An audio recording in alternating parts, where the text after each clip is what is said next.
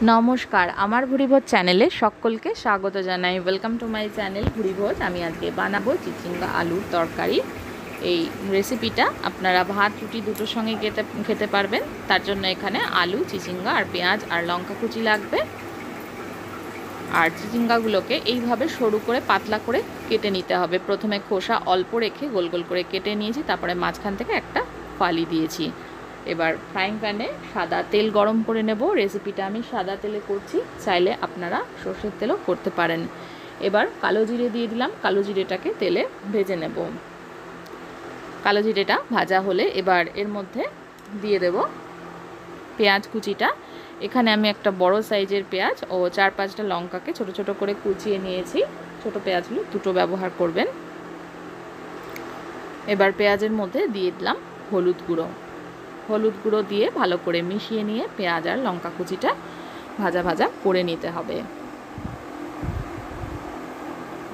2 minute মতন আমি এটাকে ভেজে নেব। পেঁয়াজটাকে কিন্তু একদম লাল করে ভাজবো না, অল্প ভাজা হলেই এর মধ্যে আমি দিয়ে দেব ছোট ছোট করে কেটে রাখা আলুগুলো।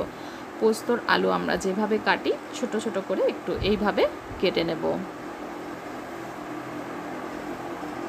সমস্ত আলুগুলো দিয়ে দিচ্ছি। আলুগুলো দিয়ে পেঁয়াজের সাথে আলুগুলোকেও ভাজা ভাজা করে নেব 3-4 মিনিট মতন। এই রেসিপিটা কিন্তু আপনারা ভাত রুটি দুটোর সঙ্গেই খেতে পারবেন এবং এই রেসিপিতে আমি একটা মশলা ব্যবহার করব, স্পেশাল মশলা, সেটা দিয়ে কিন্তু অসাধারণ লাগবে। এবার আলুতে একটু নুন দিয়ে দিচ্ছি, নুনটা মিশিয়ে নিয়ে আবারও আলুটাকে ভাজা ভাজা করে নিচ্ছি। 3-4 মিনিট মতন আলুটাকে ভেজে নিয়েছি। এই রেসিপিটা আপনারা ভাত রুটি পরোটা এগুলোর সাথে খেতে পারবেন। সম্পূর্ণ অন্যরকম স্বাদের একটা টেস্টি চিচিঙ্গা ভাজার রেসিপি। অবশ্যই এটা আপনারা বাড়িতে ট্রাই করবেন। আলুগুলো ভাজা হয়ে গেলে এবার এর মধ্যে দিয়ে দিচ্ছি একদম সরু করে পাতলা করে কেটে রাখা চিচিঙ্গাগুলো। সমস্ত চিচিঙ্গাগুলো দিয়ে দিচ্ছি। একবারে দিয়ে আলুর সঙ্গে মিশিয়ে নিয়ে চিচিঙ্গাগুলোকেও কিন্তু ভেজে নিতে হবে। ভালোভাবে এটাকে মিশিয়ে নিচ্ছি, মিশিয়ে ভেজে নেব। এই রেসিপিটা কিন্তু একটু ঝাল ঝাল খেতে হবে এবং খেতে অসাধারণ হবে। চিচিঙ্গাগুলোকে ভেজে নিচ্ছি। চিচিঙ্গাগুলোর থেকে কিন্তু দেওয়ার পরে অল্প অল্প জল বেরোবে, সেগুলোকে শুকিয়ে নিতে হবে আর ভাজা ভাজা করে নিতে হবে। এবার আমি যতক্ষণ চিচিঙ্গা ভাজা হচ্ছে ততক্ষণ মশলাটা তৈরি করে নিই। এখানে ছোট চামচের 1/2 চামচ পোস্ত, অল্প একটু কালো জিরে আর গোলমরিচ নিয়েছি। অল্প 10 থেকে 12 সেকেন্ড মতন গরম তাওয়ার ওপরে এটাকে ভেজে নেব। অল্প আছে ভাজা হয়ে গেলে এটাকে গুঁড়ো করে নিতে হবে। এদিকে চিচিঙ্গা আলু কিন্তু সব কিছু ভালোভাবে ভাজা হয়ে গেছে, দেখতেই পাচ্ছেন কালারটাও কিন্তু চেঞ্জ হয়ে এসছে। এবার আমি এর মধ্যে দিয়ে দিচ্ছি খুব অল্প পরিমাণে একটু জল।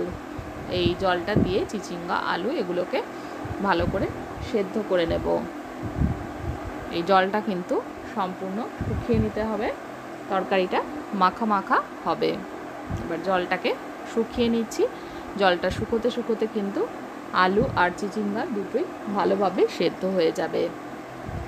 দেখুন জলটা টেনে গেছে এবং আলু আর চিচিঙ্গা দুটোই কিন্তু ভালো করে সেদ্ধ হয়ে গেছে। এবার শেষে আমি যে মশলাটা তৈরি করেছিলাম সেই মশলাটা দিয়ে দিলাম।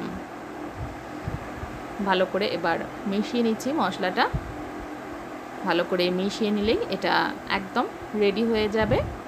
আর রেসিপিটা ভালো লাগলে কিন্তু রেসিপিতে একটা লাইক দিতে ভুলবেন না এবং বন্ধু বান্ধব রিলেটিভসদের সঙ্গে শেয়ার করতে ভুলবেন না। আর যারা আমার চ্যানেলটাকে এখনও সাবস্ক্রাইব করেননি তাদেরকে অনুরোধ করব সাবস্ক্রাইব করে নেওয়ার জন্য। আলুগুলো খুন্তি দিয়ে কেটে দেখলেই বুঝতে পারবেন এটা ভালো করে সেদ্ধ হয়ে গেছে। এবার একদম শেষে সামান্য পরিমাণে একটু চিনি ব্যবহার করলাম। চিনিটা অপশনাল, যারা চিনি একেবারেই পছন্দ করেন না তারা ব্যবহার নাও করতে পারেন।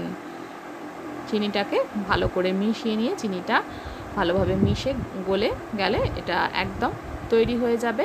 গরম গরম রুটির সঙ্গে কিন্তু এই রেসিপিটা অনবদ্য লাগে। অবশ্যই বাড়িতে ট্রাই করে জানাবেন কমেন্টে কেমন লাগলো। এবার গরম গরম এটা সার্ভ করে দেখিয়ে দিচ্ছি কেমন হয়েছে। খাওয়ার জন্য কিন্তু একদম রেডি।